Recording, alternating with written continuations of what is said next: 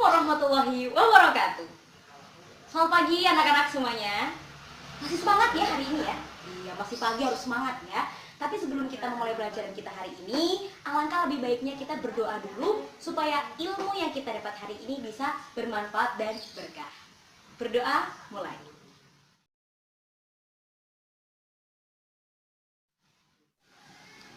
Oke, sekarang Ibu bakal absen anak-anak semuanya satu persatu.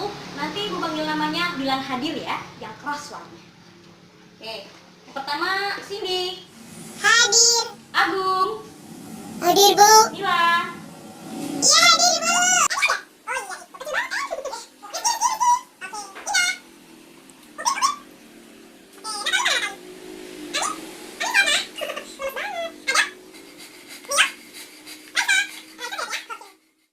Masuk semua ya, alhamdulillah ya.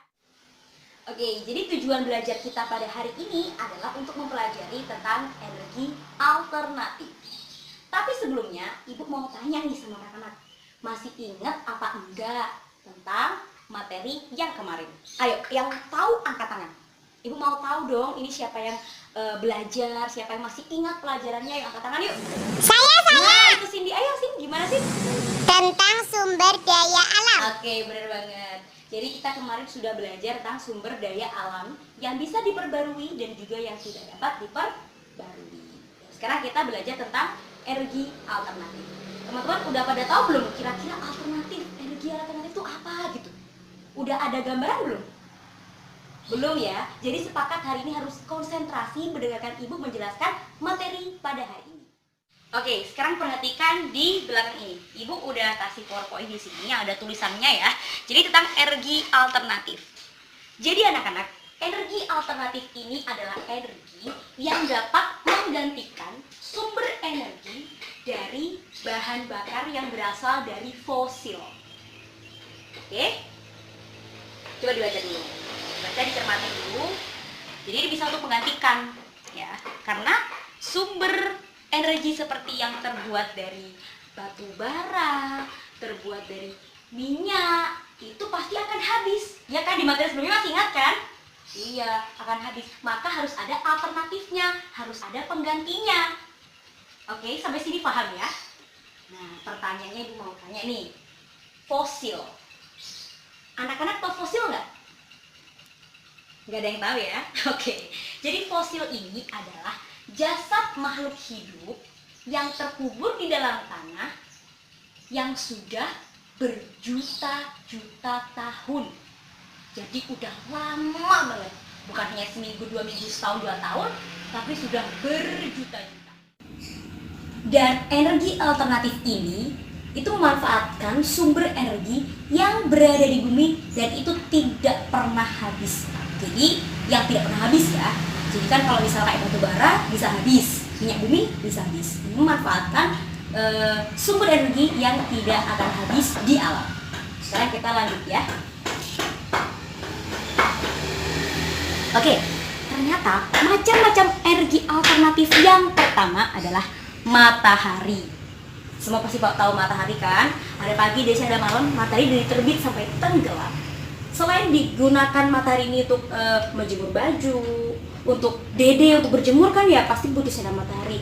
Untuk apa lagi? Fotosintesis. Bener banget, untuk membantu tanaman untuk terus hidup. Ternyata matahari ini juga bisa dimanfaatkan sebagai tenaga listrik ya. Dari matahari dengan bantuan panel surya. Ini yang panel surya tuh ini yang namanya karena cahaya matahari ini. Yang kayak papan-papan ini namanya panel surya. Kalau cuma satu, dia namanya sel surya. Kalau banyak, namanya panel surya. Diubah menjadi listrik. Jadi ternyata matahari ini sangat berguna sekali. Oke, sekarang kita lanjut ke macam-macam energi alternatif yang selanjutnya. Nah, yang kedua ada air. Air terus mengalir kan? Karena adanya siklus hidrologi. Masih ingat kan materi kelas 3 masih ingat kan ya? Siklus air. Jadi air itu akan terus menerus karena adanya hujan, terus kembali lagi, menguap lagi, hujan lagi, seperti itu. Jadi dia keberadaannya tetap dan tidak akan pernah habis kecuali pemakaian kita yang berlebihan. Jadi air ini anak-anak selain buat mandi, selain buat menyiram tanaman, selain buat minum, ternyata juga bisa diubah menjadi energi listrik dengan bantuan nih, kincir air. Bisa lihat di sini ada kincir air. Ini digunakan untuk menggerakkan apa? Menggerakkan turbin. Turbin itu yang mana, Bu? Yang ini turbin. Ini kelihatan dari belakang ya. Halo Eni, kelihatan ya Eni di belakang ya? Ini namanya turbin. Jadi komponennya ini ada waduk, harus ada airnya kan? Ada pipa. Pipa ini yang nyalurin dari air yang di waduk ini disalurkan lewat ini kemana? Nah, ke turbin ini loh, atau baling-balingnya ini. Jadi ini disalurkan membuat apa? Generator. Generatornya bergerak. Di dalam generator ini ada magnetnya.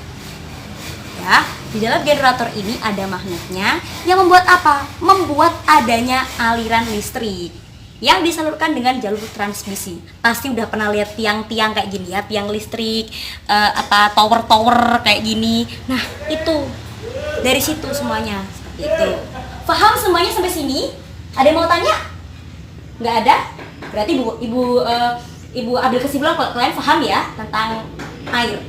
Oke, sekarang kita lanjut di yang ketiga. Nah, ada angin.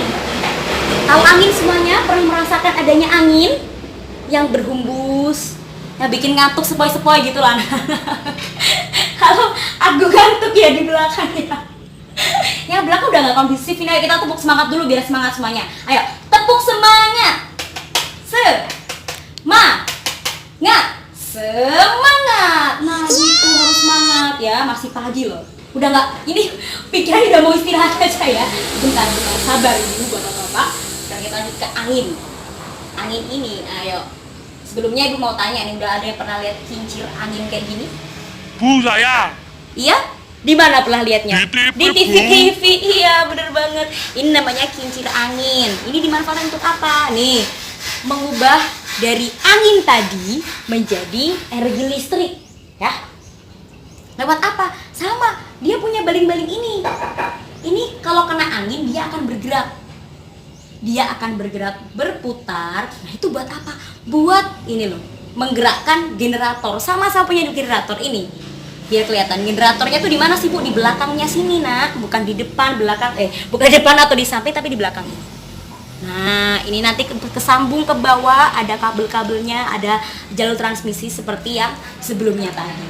Jadi itu fungsinya kincir angin. Jadi hampir sama ya, tetap ada turbinnya. Ini turbin namanya wind turbin atau turbinnya angin atau kincir atau baling-baling maksudnya, baling-balingnya kincir angin. Nanti untuk menggerakkan generator. Paham ya? Diubah menjadi listrik. Sekarang kita lanjut. Selanjutnya ada gelombang air laut. Ada yang pernah ke pantai? Saya. Iya? Pantai mana, Nak? Putih, Oh Bu. iya, jauh ya. Pas lagi main-main atau lagi liburan? Liburan. Jadi gelombang air laut ini ternyata juga ada fungsinya loh. Ya, ini bisa dimanfaatkan untuk pembangkit listrik juga. Namanya pembangkit listrik tenaga gelombang laut. Nah, ini juga digerakkan dengan alat yang namanya ponton. Ya, ponton ini untuk menggerakkan apa? Bandulnya. Bandulnya itu bergerak karena ponton yang terkena gelombang tadi. Membuat berputar, membuat generator juga bisa berjalan. Sama sistemnya. Ketika generator berjalan, dia akan mengandung listrik atau melahirkan aliran listrik. Jadi tanpa kita sadari ya, ternyata gelombang air laut ini juga sangat bermanfaat bagi kehidupan kita. Paham semuanya? Bisa dilanjutkan? Nah, sumber energi alternatif yang selanjutnya adalah biofuel. Biofuel ini adalah bahan bakar yang terbuat dari tumbuhan dan juga hewan. Ya, jadi bisa tumbuhan, bisa hewan, bisa dua-duanya. Nah, ini terbagi menjadi 3 macam anak-anak. Yang pertama ada bioetanol. Bioetanol itu adalah alkohol yang dibuat menjadi bahan bakar dengan menggunakan tumbuhan. Tumbuhannya apa? Nah, ini lihat di sini. Ada gandum, ada tebu, ada singkong, itu bisa. Jadi alkohol diubah menjadi bahan bakar. Yang kedua ada biodiesel. Biodiesel ini adalah bahan bakar yang terbuat dari minyak kelapa sawit, dari jarak, dari minyak kedelai, dan juga minyak bunga matahari. Ya, itu biodiesel. Yang ketiga ada biogas. Biogas ini adalah bahan bakar yang terbuat dari pengolahan kotoran hewan. Jadi biofuel itu ada 3. Ayo, sebutkan lagi dong. Iya, Salma, coba sebutkan lagi 3 biofuel. Biogas, Ya. bioetana, biodiesel. Iya, pintar. Tepuk tangan buat Salma dong. Oke, selanjutnya. Nah, ada panas bumi. Panas bumi ini juga biasa disebut dengan geotermal ya anak-anak. Geotermal. Jadi ini merupakan salah satu sumber energi alternatif yang dimanfaatkan untuk membangkit listrik juga. Jadi gini. Air hujan yang turun ke bumi itu akan terus-menerus turun sampai ke bawah permukaan bumi. Ini nanti akan diambil lagi ke permukaan bumi dalam bentuk uap. Nah, kemudian uap ini yang akan digunakan untuk memproduksi listrik kayak gitu. Dan salah satu contohnya dari panas bumi ini adalah gunung berapi. Jadi kandungan di dalam di bawah gunung berapi itu yang nantinya dimanfaatkan untuk dijadikan uap dan dijadikan listrik seperti itu. Oke, paham ya semuanya ya? Nah, itu tadi ada 6 sumber energi alternatif yang sudah Ibu jelaskan kepada anak-anak sekalian. Ayo coba sebutkan 3 aja macam-macam energi alternatif yang udah dipelajari hari ini. Ayo Bambang, coba dong. Matahari, gelombang Iya, laut, benar. panas bumi. Iya, wah, tepuk tangan buat Bambang dong, pintar banget. Berarti Bambang menyimak hari ini. Jos, pintar. Oke, karena kita tadi udah belajar banyak dengan penjelasan Ibu tentang macam-macam energi alternatif. Energi alternatif itu apa aja, mulai dari matahari sampai dengan panas bumi, banyak banget kan ya. Nah, biar anak-anak nih nggak sepaneng nih ya, mikir terus, dengerin terus, ngantuk nih jadinya. Ibu bakal ngajak anak-anak buat bermain kartu. Nah, ini Ibu punya 2 jenis warna kartu, ada biru dan juga ada coklat. Nah, di dalam kartu ini ada pertanyaan dan juga jawaban. Nanti tugasnya anak-anak ini untuk menemukan pasangannya, ya, menemukan yang cocok, mana soal dan jawaban yang cocok. Nanti pasangannya pasti begini, antara biru sama coklat. Nah, tugasnya kayak gini ya. Nanti yang udah selesai duluan atau menemukan pasangan duluan langsung maju ke depan. Cepet-cepetan ya. Oke, sekarang Ibu bakal bagi 2 kartu ini dengan acak. Yeay, yang adalah Bondan sama Bambang ya. Tepuk tangan ya semuanya. Aduh, makasih banget ya yang antusias hari ini. Udah semangat banget ya kan, memperhatikan banget hari ini. Luar biasa. Ini yang buat Ibu tuh bangga punya murid-murid seperti anak-anak ini. Tepuk tangan buat kita semua. Dan ini tadi ya, pelajaran kita udah selesai ya, jamnya juga udah habis. Jadi tugas anak-anak untuk itu adalah untuk pertemuan berikutnya, yaitu mencari akibat dari penggunaan sumber energi yang berlebihan. Dikumpulkan di pertemuan berikutnya. Dan sekian buat pembelajaran hari ini. Semoga apa yang kita dapatkan hari ini bermanfaat. Dan wassalamualaikum warahmatullahi wabarakatuh.